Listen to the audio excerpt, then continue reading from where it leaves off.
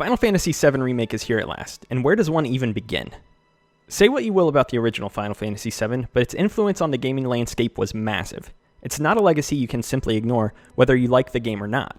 There's been a huge amount of hype and expectation for this remake, and the team at Square Enix has seemingly shown every bit of acknowledgement and respect for that going forward. If you're a fan of Final Fantasy VII watching a review, you're probably here to find out how much of the game is present. Remake has been split into multiple parts, and this is just the first. Square Enix did this to cut as little as possible from the game, sparing no expense in remaking it to the fullest. Having now finished, I can say that they achieved that aim so far. Content-wise, there is a full game here, and my playtime ended at 43 hours. This entailed playing on normal from start to finish, along with being thorough and doing as much side content as I could. Further, additional perks and content becomes available once the credits roll. If you're worried that you're paying full price for an unfinished game, don't. This is as much a full release as any newly numbered Final Fantasy title, and without Final Fantasy XV's wealth of DLC required to make it whole. That said, Remake takes place entirely in Midgar, in contrast to the 5 to 10 hours spent there in the original Final Fantasy VII. Pretty much every locale, scene, and story beat from the original is present in Remake. The additional time is primarily spent to bolster these moments, expanding on dungeons or smaller areas to give them the same scope. A tremendous amount of attention and care has been given to every facet though. Much of the runtime is used well, with the new areas and events feeling interesting and consistent with Midgar's style. Only a small fraction feels like genuine filler. Final Fantasy VII Remake is fairly linear at first. You'll proceed through a chapter in a fairly direct fashion, with some side areas and branching paths to explore for treasure and extra fights. Once you move to the next chapter, you likely won't be coming back. There's a handful of areas where the game opens up, allowing you to explore a more populated area and take part in side quests and minigames. One area relatively late in the game opens up quite a bit more, bridging a couple of areas together and allowing an open-ended respite before funneling you towards the final few chapters. So you might be asking though, how does the game play? Well, Final Fantasy VII Remake continues the trend of Square Enix games becoming more cinematic and action-heavy in battles. This time around, the ATB system of old has been merged into this for a pretty compelling take on an action RPG. You start the game as the main character Cloud. Combat will consist of utilizing his basic attacks, as well as manually guarding or dodging incoming damage. Your ATB gauge fills up over time and increases when you strike, at which point you can open a menu to expend it. Time slows dramatically in the menu, letting you select from abilities, magic, and items. You can hold up to 2 bars of ATB, with the option of a third later, and every menu action requires at least 1 to use. Once you get other party members, you can freely swap between them with a D-pad press. Characters you aren't controlling will play defensive and try to get attacks in when safe. You'll be the one ordering them to use menu abilities as they build ATB though, and it becomes quite intuitive to cycle through them as you need. To keep things fresh, each party member has a set of different mechanics and playstyles. All have an attack string or guard dodge options, but that's where the similarities end. The triangle button is deciding the character's unique actions. Cloud swaps to a slow-moving, hard-hitting Punisher stance, Tifa has finisher attacks based on the stacks up and abilities she has, and so on. Materia is the major noteworthy mechanic from Final Fantasy VII, and it's been carried over almost identically to Remake. You'll find materia orbs as you explore, and these can be set to slots in weapons or armor to gain their abilities. The battles are nonetheless fun experiences. Bosses in particular tend to be larger-than-life affairs, with multiple parts to attack and various phases of the fight that change their mechanics. There was a hell of a lot to love about the battles in Final Fantasy VII Remake, and even if I had been hoping for more, it still stands out as a damn good time. As a whole, Final Fantasy VII Remake kept my attention the whole runtime. The only real lapses were a few areas of traversal that were overly drawn out, and some of the side quests felt a little mundane. Even so, these featured additional cutscenes and conversations with the cast that really furthered the attachment of the world.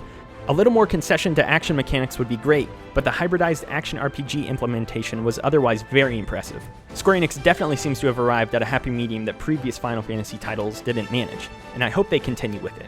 Overall, presentation is the shining star of Final Fantasy VII Remake. It's honestly one of the most graphically striking games I've ever seen. If any concerns were had about that level being impossible to maintain consistently, they certainly kept it close.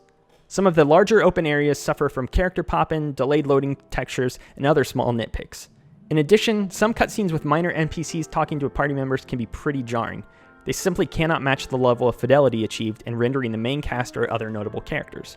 Where the main cast is the focus and the set pieces are rolling though, it's far and away beyond anything else the series or Square Enix in general has ever produced. All of this visual and design splendor is furthered by the audio quality. From start to finish, the voice acting and direction is stellar. Even the NPCs and minor characters have quality voice acting. Last but not least on the presentation front, the music.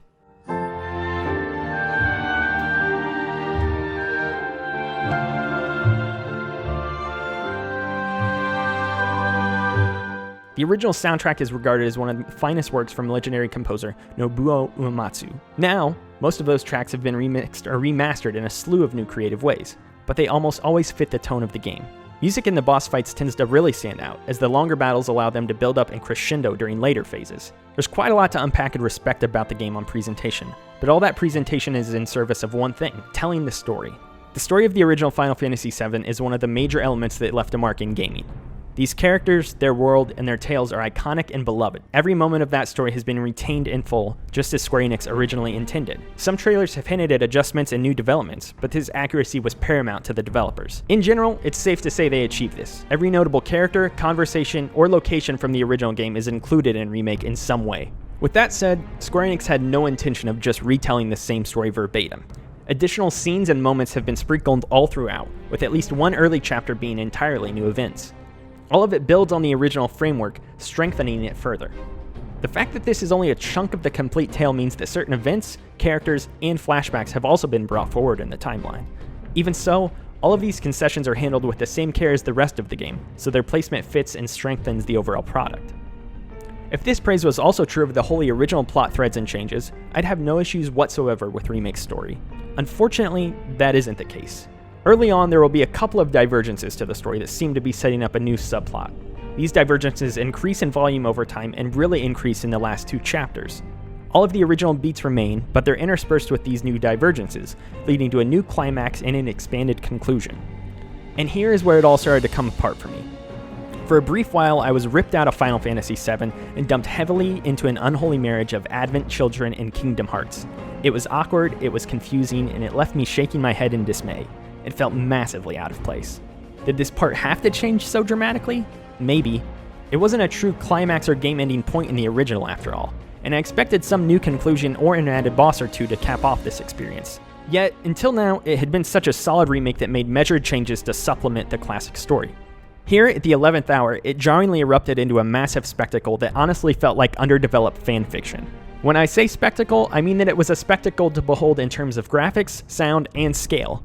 But it comes at a huge cost, and that cost is the integrity of the story moving forward. This finale and the accompanying changes have massive implications for the future installments of Final Fantasy VII Remake, all of which feel like they're going to ride the divergence train at full speed away from the classic plot. Suddenly, the insane turns that things like Dirge of Cerberus took are looking far more likely in the future. I had been enjoying Final Fantasy VII Remake throughout the entire runtime, whether it was new or old material. Genuinely, I was loving my time with it.